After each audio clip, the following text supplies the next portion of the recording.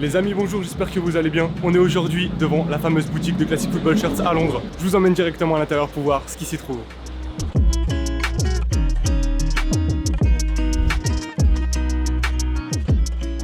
Lorsque vous entrez dans la boutique, vous arrivez dans la première partie du magasin, qui est composée de ce genre de casier à l'effigie de certains top clubs d'Adidas. On y retrouve un mélange de maillots historiques et de maillots plus récents, certainement en lien avec le partenariat entre Classic Football Shirts et Adidas. Et à l'arrière de ces casiers, vous pouviez retrouver des maillots, des trainings, des équipes mises en lumière, que pour la saison 2023-2024. Personnellement, je vais pas dans ce type de magasin pour acheter ce genre d'item, mais je tenais quand même à vous montrer les prix d'un maillot classique en Angleterre. Pas mal de variétés, du manche longue, du manche court, du domicile, du extérieur, du maillot d'entraînement. Et on peut apercevoir la seconde partie du magasin qui est bien plus intéressante selon nous.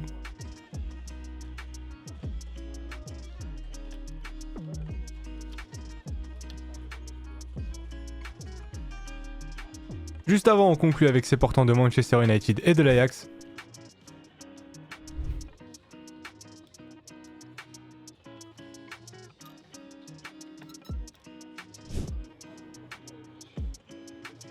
Pour conclure avec le portant du Bayern, avec plusieurs maillots floqués Harry Kane. J'entre dans la seconde partie, et on commence avec ce premier portant qui comportait plein de maillots récents, toujours de la marque Adidas. Rien de bien fou si ce n'est les maillots de l'Argentine avec des flocages plutôt particuliers avec ce numéro 25.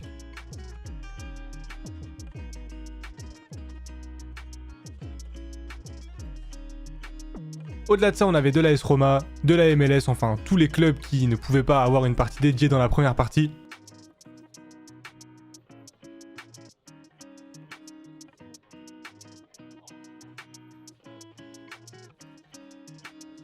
On avait plusieurs maillots de l'AS Roma qui étaient sans sponsor, pour environ 80 livres.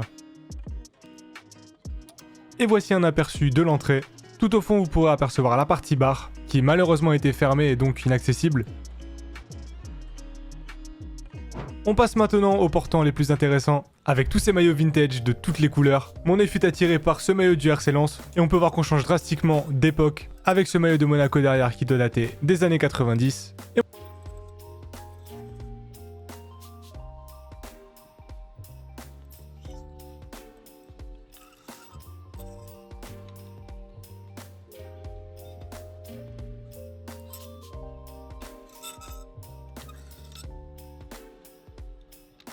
Et mon attention s'est portée sur ce maillot de l'Espagne floqué Guardiola, une sacrée pièce de collection.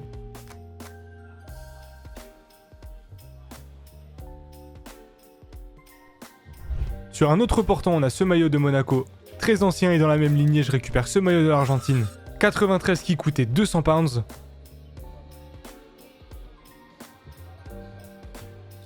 J'en profite pour vous montrer ces quelques maillots exposés en hauteur pour la décoration.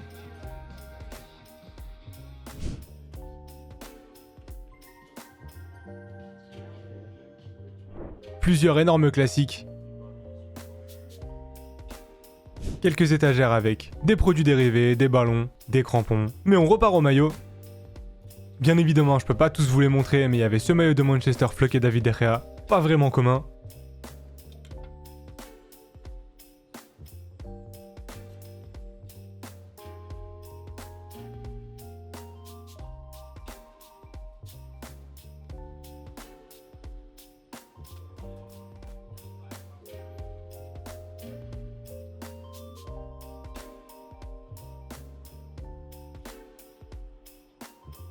Et puis en cherchant, je tombe sur ce maillot de la Juventus, dans une configuration qui m'a directement accroché l'œil. Quand j'ai vu les patchs dans la cocarde, je me suis dit qu'il y avait forcément quelque chose de spécial. Et effectivement, il était floqué au nom de Neto, maillot qui comportait la mention Match Issue, et qui aurait donc été porté. Assez surprenant de voir un maillot porté exposé comme ça à la vue de tout le monde, et surtout à la portée de tout le monde.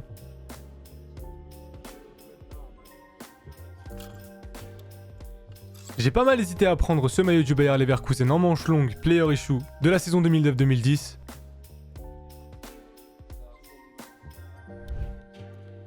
On continue sur un autre portant en maillot bien sympathique de l'Allemagne 2012, avec un flocage Khedira qui est vraiment pas commun.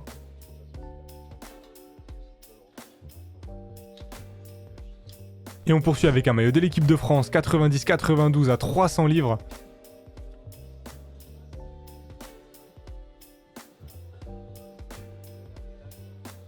J'en profite pour vous montrer les maillots d'exposition ainsi que leurs tarifs.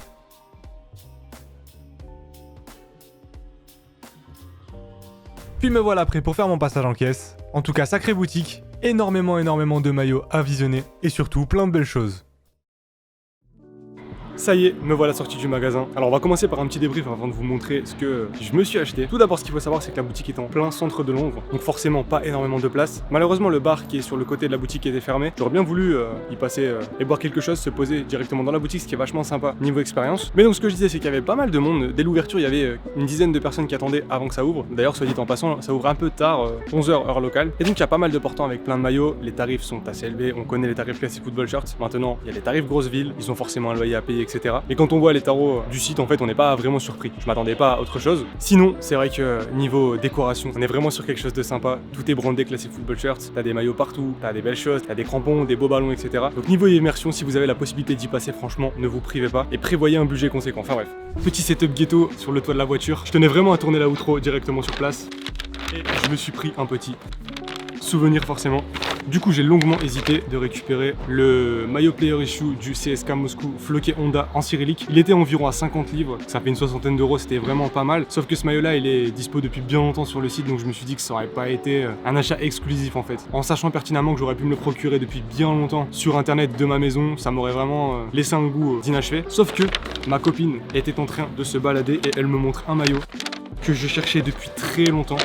Bon, avant, petit bouquin distribué à l'entrée avec plein de contenu créé par la boutique anglaise. Mais donc voici le maillot. Maillot que j'ai payé assez cher, 175 livres. Le craquage est assez conséquent certes, mais le voici. Maillot de l'Ajax 2001-2002 qui est en très bon état, donc ils l'ont gradé 9 sur 10. Maintenant, je pense que vous vous imaginez pourquoi je l'ai récupéré. Quand ma copine me l'a montré, j'étais sous le choc. Ça fait tellement longtemps que je le cherche sur Vinted et qu'à chaque fois j'hésite par rapport au flocage qui est pas forcément d'époque, par rapport au maillot qui peut ne pas l'être non plus. Et en fait, quand j'ai vu qu'il était 9 sur 10, quand j'ai vu qu'il était floqué et que le flocage était vraiment nickel en feutrine, je me suis dit que c'était le moment. J'avais peur de ramener quelque chose qui avait pas vraiment de sens et que j'aurais ramené juste parce que j'étais dans la boutique. Pour celui-ci, il a du sens, bien qu'il ait un prix. Ce qui me fait juste un peu peur, c'est que le flocage est vraiment super neuf par rapport au reste du maillot, par rapport au sponsor qui est bien jauni. Il y a de fortes chances qu'il ait été refloqué. Mais bon, de toute façon, il était un peu tard pour s'en rendre compte. Voici donc le moment de clore cette vidéo.